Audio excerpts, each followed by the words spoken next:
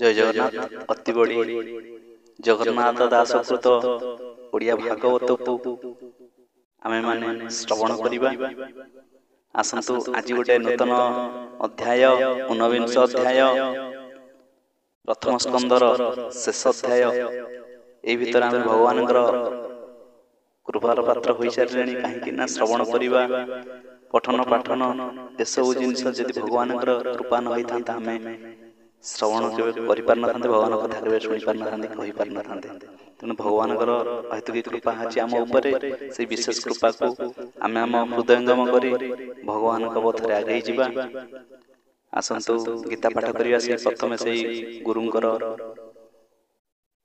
आशीर्वाद गुरुंकर कृपा को निज भितरे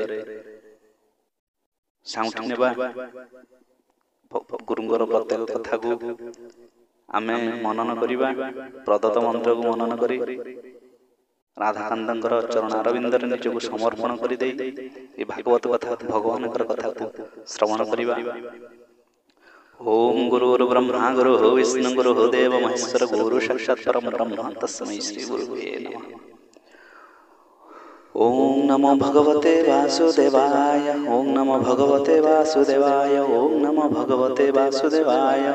नारायण नमस्कृत्य नरं चैव नरोत्तमं देवीं सरस्वतीं व्यासं ततो जयमुदीरयेत्। मूकं करोति वाचालं पङ्गुं लङ्घयते गिरिं यत्कृपातमहं वन्दे परमानन्दमाधवम्। निगमकल्पतरोर्गलितं फलमुखसुखात् वृतद्रवसंयुक्तं पीबत भागवतं रसमालयं मुहुरहो रसिका भुवि भावुका। ऊनविंश अध्याय। श्रीसुत उवाच। सुत कहन्ति अनुरागे सौनकादि ऋषि आगे। से महीपति परीक्षित चिंति निगम दृढ़चित्त।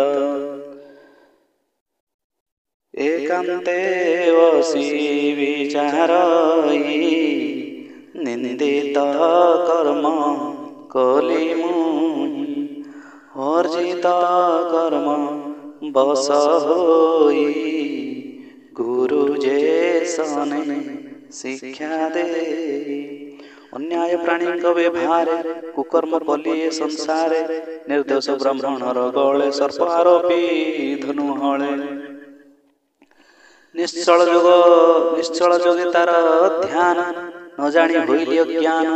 द्विज अवज्ञा मने कली निकटे मरण लोड़िले। पाप विनाशन हेतु बेग विधाता मते चिंतु। ए पाप कली मूढ़ चित्ते देह धरिबी के मन्ते। ए कथा शुणी मुझे मन्ते केबे नकल बई चित्ते। ब्राह्मण कुल कोपानल ए मोर राज्य धन बल। आत्मार संगे दहु मते कर्म न करि जे मन्ते। गुरु ब्राह्मण को हिंसने दुर्बुद्धि न स्फुरु मने। ए मन्ते विचारि विषादे वृतांत सुबे जनपदे। उरग ब्राह्मणर गळे राजा जे देले धनु हुळे। तार बालक साप देला तक्षक दंशिब बोइला। सपद दिन कोपानले राजा को दंशिब एवळे। एमंते जन्म को शुणी मन आनंदे नृपमणि। कहि मते सर्प खाऊ मोर कुले पाप नहु। जेमंते इह परलोके मरण न पड़ई दुखे।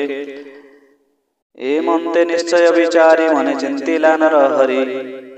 गोविंद पाद पद्म तले चित्त निवेशी गंगा जले। श्रीकृष्ण चरण तुलसी पाद उदकरे जेमिसी। अति पवित्र वहे बारी उभय लोक पाप हरि। प्राणी प्राण त्याग काले के बानव से तांक तुले। से पंडु वंशे कार्तिकर सकल राजा मध्य वर। से वर नदी तीरे जाई चित्ते गोविंद पाद ध्याई। विषय संग दूर करी अन्न उदक परि हरि।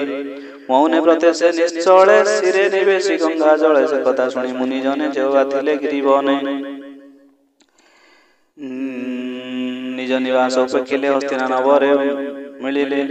जेवा थिले जेउ देशे राजा को देखिबार आसे संग देखनि। शिष्यगण परे अनेक ब्राह्मण तांक महिमा केवा कहे। तीर्थे पवित्र तांक देहे अत्रि वशिष्ठ रिष्ट नेमि। चवन भरद्वाज घिनि भृगु अंगिरा पराशर उत्तथ्य गाधीर कुमार इंद्र प्रमोद मेधातिथि। ଦେବଳ ଅଷ୍ଟସେନ ଯତି ସୁବାହୁ ଭରଦ୍ୱାଜ ଶିଷ୍ୟ ଗୌତମ ମିତ୍ରେୟ କବସ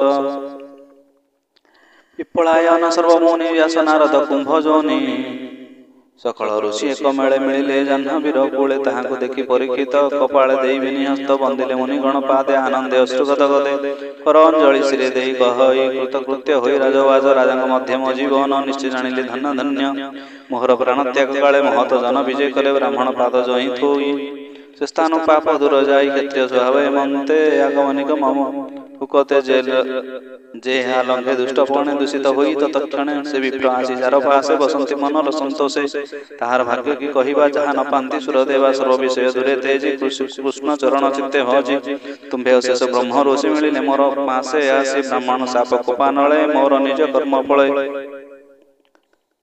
ଯେ କୃଷ୍ଣ କଲେ ସଂସାରେ ତରଇ ତମ ମାୟା ଘରେ ତୁମ୍ଭର ଅନୁଗ୍ରହ ସେ ବି ପ୍ରସନ୍ନ ହେଉ ଗଙ୍ଗା ଦେବୀ କୃଷ୍ଣ ଚରଣେ ମତି ହେଉ କାଳ ତକ୍ଷକ ଅବା ଖାଉ ତେଣେ ସଂଶୟ ନାହିଁ ମୋର ସେ କୃଷ୍ଣ ସକଳେ କୃଷ୍ଣ କଥା କର କୃଷ୍ଣ ବିଷୟ ହେଉ ମତି ତାର ସେବକ ଗତି ସଙ୍ଗ ଗତି ମୋହର କର୍ମ ଫଳ ନେଇ ଜନ୍ମ ହୋଇବି ଜହିଁ ତହିଁ ରହି କୃଷ୍ଣର ଦାସ ପଣେ ସେବି ବି ଅଭୟ ଚରଣେ ମନ୍ଦେ ଦିଅ ମତେ ବର ତୁମ୍ଭ ଚରଣେ ନମସ୍କାର ମନ୍ଦେ ମୁନିକୁ ଜଣାଇ କୃଷ୍ଣ ଚରଣେ ମନ ଦେଇ ଜାହ୍ନବୀ ତୀରେ କୃଷ ଶଯ୍ୟା ଶୟନ ଅର୍ଥେ କଲା ରାଜା ପୂର୍ବ ଦିଗକୁ ଶିର କରି ଉତ୍ତର ମୁଖେ ଦଣ୍ଡ ଧାରି ଗଙ୍ଗା ଦକ୍ଷିଣ କୂଳେ ଶୋଇ କାରୁଣ୍ୟ ଜଳେ ଦୃଷ୍ଟି ଦେଇ ଅଶେଷ ଋଷିଗଣ ମଧ୍ୟ ଆନନ୍ଦେ ପୁଷ୍ପ ବରସେ ସାଧୁ ଶବଦ ସ୍ତୁତି କଲେ ଦୁନ୍ଦୁବି ନାଦ ବାଦ୍ୟ ମଳେ ସେ ମୁନି ଗଣେ ଗଙ୍ଗା କୂଳେ ଥିଲେ ଯେ ପରୀକ୍ଷିତ ମିଳେ ଗଗନେ ଶୁଣି ସାଧୁ ବାଣୀ ଆନନ୍ଦେ ସର୍ବ ବିପ୍ରମଣି ସାଧୁ ଶବଦ ଉଚ୍ଚସ୍ୱରେ ଦିଗ ପୁରିଲା ଗଙ୍ଗା ତୀରେ ପ୍ରଜାୟ ଅଶ୍ରୁଗତ ମୁଖେ କହନ୍ତି ଏକ କୁଆରକେ ସାଧୁ ରାଜା ବିଚକ୍ଷଣ ଏକାଳେ ମୁଁ ଲଭିବ ମରଣ ଦେଖ ଏହାର ଭାଗ୍ୟ ବଳ ମୁନିଙ୍କ ମଧ୍ୟ ଅନ୍ତକାଳ ଅନେକ ପ୍ରକାର ସେ ଭଣୀ ମୁନି ସମେତେ ସାଧୁ ବାଣୀ ମୁନି କହନ୍ତି ନୃପବର କୃଷ୍ଣ ବିଷୟ ଚିତ୍ତ ତୋର ପ୍ରବେଶିବା ନୁହେଁ ବିଚିତ୍ର ଯେଣୁ ତୁ ପାଣ୍ଡବଙ୍କ ଗୋତ୍ର ଯାର ଆସନେ ସର୍ବ ରାଜା ଶ୍ରୀ ନମନ୍ତି କରି ପୂଜା ସକଳ ଛାଡ଼ାଇ ହରି ଭାବେ ପଶିଲା ଜନର ସ୍ୱଭାବେ ଆମ୍ଭେ ସକଳ ଏହି ସ୍ଥାନେ ବଞ୍ଚିବା ଗଙ୍ଗା ଜଳ ପାନେ ଇନରପତି ଯେତେ ଦିନ ପ୍ରାଣ ଛାଡ଼ିବ କୃଷ୍ଣ ଧ୍ୟାନେ ସୁଖେଲ ବିପହରି ଲୋକେ ଯେ ସ୍ଥାନ ବିମୋହ ବିଶୋକେ ଭାଗବତ ଯେ ଉତ୍ତମ ନିଶ୍ଚିନ୍ତ ବିବ ପରଂ ଧାମୟ ମନ୍ଦ ପ୍ରଜା ମୁଖ ଶୁଣି ମୁନି ସମେତ ସାଧୁ ବାଣୀ ରାଜା ମଣିଲା ସତ୍ୟ ପ୍ରାୟ ଚିତ୍ତେ ନ ରହିଲା ସଂଶୟ କୃଷ୍ଣ ଚରଣ ସେବା କଲେ ଅଶେଷ ପ୍ରାଣୀ ମହି ତଳେ ପୂର୍ବେ ଲଭିଲେ ହରିଭାବ ଯେ ବ୍ରହ୍ମା ବିଷ୍ଣୁଙ୍କୁ ଦୁର୍ଲଭ ଦେଖ ମୋହର ଭାଗ୍ୟ ବଂଶୁ ସର୍ବ ମିଳିଲେ ସର୍ବ ଦେଶୁ ପ୍ରାଣୀ ଯେମନ୍ତେ ଦେହ ଅନ୍ତେ ସ୍ୱର୍ଗ ବିବୁଧଙ୍କ ସଙ୍ଗତେ ବସି କହନ୍ତି ନାନା ଧର୍ମ ଯେ ବର୍ଣ୍ଣେ ଯେବା ନିଜ କର୍ମ ଯେ ଫଳ ଇହ ପରଲୋକେ ପ୍ରାଣୀ ଲଭନ୍ତି ସୁଖ ଦୁଃଖ ସୁଖେ ଏମନ୍ତ ଅନୁଗ୍ରହ ଚିତ୍ତେ ସର୍ବ ମିଳିଲେ ଆସି ମତେ ଏହାକୁ ପଚାରିବି ମୁହିଁ ମରଣ ଅନ୍ତର୍ଜଳେ ଥାଇ ଏବେ କି କୃତ୍ୟ ଅଛି ମତେ କହ ସକଳ ଶୁଦ୍ଧ ଚିତେ ଘର ସଂସାର ସାଗରେ ମରଣ କିବା କରିତରେ ଏମନ୍ତେ ଚିନ୍ତି ରାଜ ଋଷି ଶୁଣି ସକଳ ଏମନ୍ତେ ଚିନ୍ତି ରାଜ ଋଷି ସୁଖ ମିଳିଲେ ବେগে ଆସି ମହି ଭ୍ରମ ଇଚ୍ଛା ସୁଖେ କୃଷ୍ଣର ନାମ ଗାଇ ମୁଖେ ଲକ୍ଷ୍ୟ ନ ପାରି ଯାର ଅଙ୍ଗ କ୍ଷଣ କ୍ଷଣ କେ ନାନା ରଙ୍ଗ ନିରତେ ନିଜ ଲୋଭ ଦୋଷ ସ୍ୱଭାବେ ଅବଧୂତ ବେଶ ନିଗୁଡ଼ ଜ୍ୟୋତି ଶୁଭ୍ରବର୍ଣ୍ଣ କାମିନୀ ବାଳକ ବେଢ଼ିଣ ଷୋଡ଼ଶ ବର୍ଷର ସୁନ୍ଦର ଦେବ ରୂପେ କି ଦେବା ପଟାନ୍ତର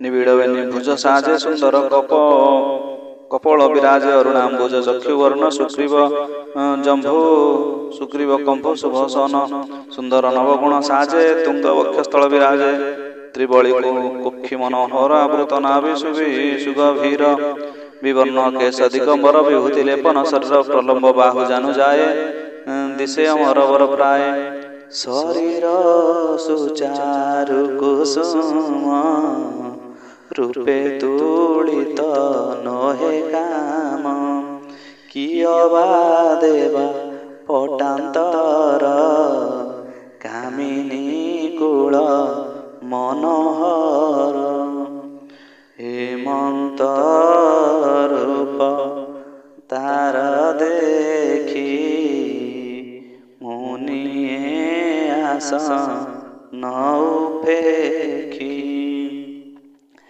ଜାଣନ୍ତି ତାହାର ଲକ୍ଷଣ ପରମ ଯୋଗୀ କୃଷ୍ଣ ପୁଣ ବେଷ୍ଟିତ ଋଷିଗଣ ମଧ୍ୟ ସକଳ ପରମାନନ୍ଦେ ସୁଖାଗମ ଶୁଣି ରାଜା ତକ୍ଷଣେ ଆଣି ଅର୍ଘ୍ୟ ପୂଜା ବିନୟ ଭାବେ ଦଣ୍ଡଧାରୀ ଚରଣେ ନମସ୍କାର କରି ସ୍ତ୍ରୀ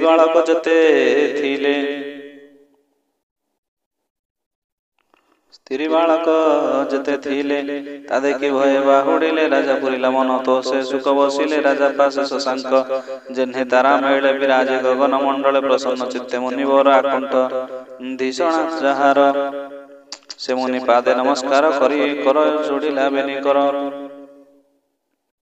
ସେ ମୁନି ପାଦେ ନମସ୍କାର କରି ଯୋଡ଼ିଲା ବେନି କର ନମ୍ରତା